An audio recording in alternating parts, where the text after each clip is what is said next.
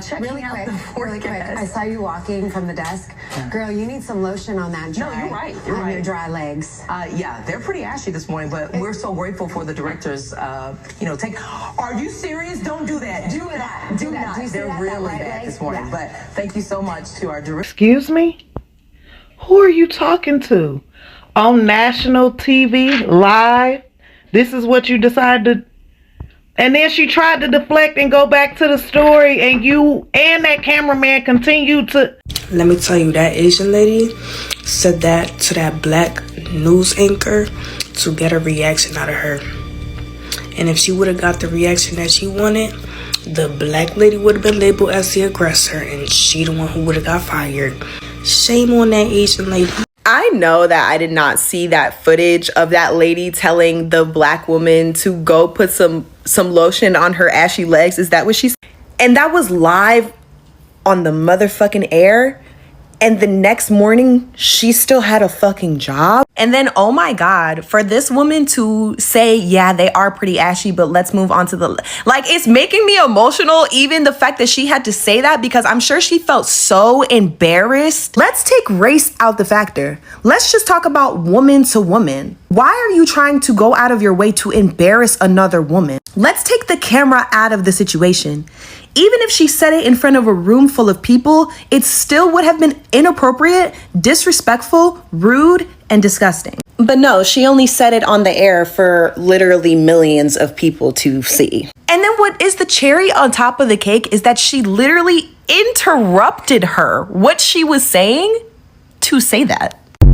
I want to talk about a moment I saw on live TV that made a lot of people uncomfortable, and sometimes the most painful things are said very casually. An Asian woman was on live television with a black American woman. During their conversation, she made a comment about the black woman's leg, saying she should apply lotion because it looked dry. Right after that comment, the cameraman tried to zoom in on her leg, and that's when the black woman stopped the camera. That moment is what sparked a lot of reactions online. Hi guys, my name is Glory. Welcome back to the channel, and thank you so much for tuning in and watching today's video. Just a quick note before we continue.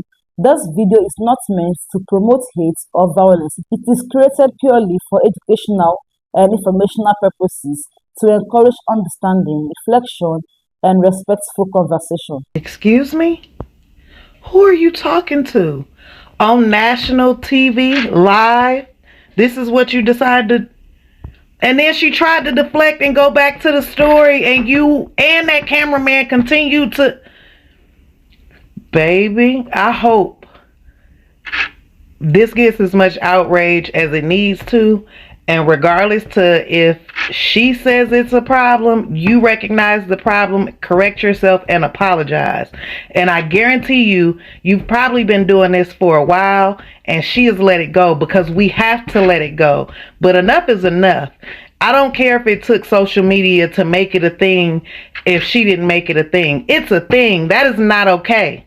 You don't do that. And even I seen somewhere somebody was trying to defend you or y'all and say that they work with y'all and y'all joke like this all the time. Y'all have y'all own little inside jokes. Those inside jokes should have stayed inside. You don't bring it to live TV and do that, especially to a black woman, especially about being ashy. No one else is ashy in this world other than us. And the reason that you notice that she was is because we have to lotion ourselves on a regular because it shows. And then the cameraman to pretend like he was gonna pan down to her legs. Do you know how embarrassing that is? How embarrassing that is? She knew she could walk to her stand at the news counter and legs not be shown. Everything is down to the second when it comes to news, right? So she needed to be there from chest up. And that was perfectly fine. Had you not opened your mouth, no one would have known that that lady needed lotion. And then when she tried to deflect and go back to what the original topic was, here you go again. Like, this is absolutely ridiculous. I'm not saying that you are intentionally. There are a lot of people saying that you know, are a bad friend and frenemy or whatever. I'm not gonna pass judgment on all of that because I don't know yours and her relationship. But that was not okay, and you need to check yourself and apologize to her sincerely behind closed doors and to her publicly, like you did when you called her out, and let it be known to the world that that is not okay. Don't just apologize for you. Make sure that you let it be known that that is not okay. I am absolutely disgusted by this. I really am. I can't believe, like, I did not expect to see that in that way. Yeah, no, it's not okay. Do better. The camera stopped rolling, it was on. Yeah, after them cameras stopped rolling, baby, it was on. I'm talking about the Asian lady that told the black lady that she need to go put some lotion on her legs on live TV. After them cameras turned off, it was on. She held her composure the whole time she was Samika. But then after them cameras turned off, baby, she turned back into Mika. She went back to Mika. She turned back into Mika because what? On national TV, baby, after them cameras went off, it was on. After the cameras. Looking to pay reparations for black people. Should Americans pay for reparations? Why is it just for black people? I think it's to right the wrongs of like previous injustices such as slavery. Is it a trial or a study? No, I think it's just like a bill that's being proposed. Oh, okay. There's other things in the world and in San Francisco that need to be addressed. Do you think reparations would de-incentivize personal responsibility and hard work, or would it have positive effects? I don't think it would have positive effects. Slavery, Francisco? Oh, I'm so upset. I literally saw one Asian brother here trying to say that black people are where we are because we didn't work hard enough. And unfortunately, I lost him on this flipping algorithm. It's so annoying. I was about to just go ham. We call this the gifts of empire. First, let's address this idea of West Indies, yeah? Columbus was on his way to India, not to the Caribbean.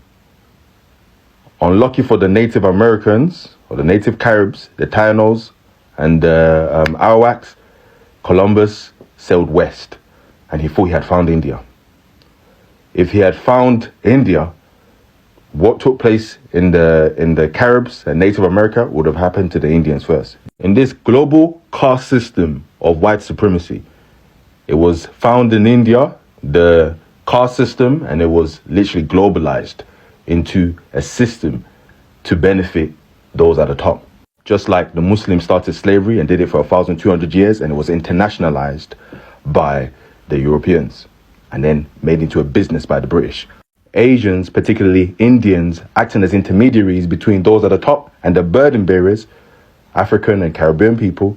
Asians were allowed to be shopkeepers, were allowed to be clerks, administrators, own small factories. They were allowed to join the military and move upwards. Civil servants, accountants. On the other hand, the burden bearers, the Africans and the people in the Caribbean, had to do more physical orientated type of roles, like working in agriculture, on the plantations, service oriented type of roles like drivers and stewards and so forth. If they joined the military, they wouldn't be allowed to move upwards. Another curious thing is when people from the Caribbean or from Africa will come along, they couldn't transfer over their skills that they accumulated. Their degrees would be worthless. Their skills would be worthless. So even on the odd occasion where you may find someone from the Caribbean or someone from Africa who has administrative type of skills, they will be downgraded to just working as just a porter in a hospital or something. Us Asians, particularly Indians from India, Kenya, Uganda, they can transfer those skills over. They will be accepted because they found those skills useful. The empire found those skills very useful. And then they could also shield themselves because they worked in close, family units. They shield themselves from some level of racism. See, this is structural. And then it was done on purpose. A bit like the modern system that is built off of the common workers, the working class. You don't want to empower the working class before the whole thing flips over. Why empower the burden bearers? You know that black people came to the UK first and they paved the way. Just like in America, black people paved the way there. And then some people come and then they're racist to black Americans. Black people paved the way in the UK. Because when you have things a bit cushy, yeah? Let me use my urban vernacular a little bit. When you find things a bit cushy, you're a bit comfortable, you can transfer those skills over.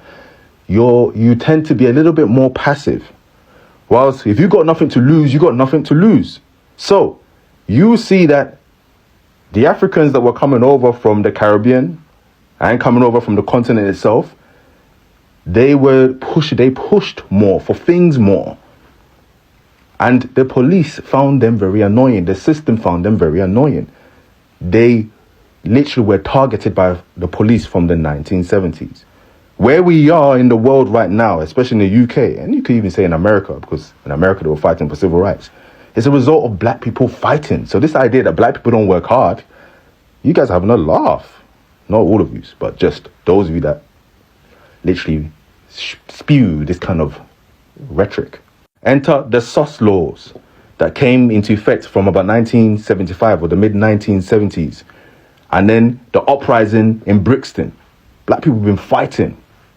Even when Idi Amin also said that Britain should deal with the problem that it created in Uganda, some of them were compensated. Isn't that crazy? Telling a black woman to apply lotion on live television may sound simple to some people, but for many black Americans, it taps into something much deeper. Black bodies have long been treated as public property, commented on, laughed at, zoomed in on, often without consent. When the camera moved in, the situation shifted from a comment to potential humiliation, and the fact that she stopped it matter. For black Americans, moments like this don't exist in isolation. They carry history, they carry memory, they carry patterns of being told to laugh it off or not make it a big deal, even when dignity is at stake. So when people say it's not that deep, what they are really saying is they don't feel the weight of it, but that doesn't mean the weight isn't real. Respect isn't measured by what you meant to say, it's measured by how it lands and how you respond when someone draws a line. If this moment made you pause, reflect, or see things differently, then the conversation is already doing its job. Please do well to like, share, and subscribe to the channel if you haven't, and I'll see you in the next video. Bye.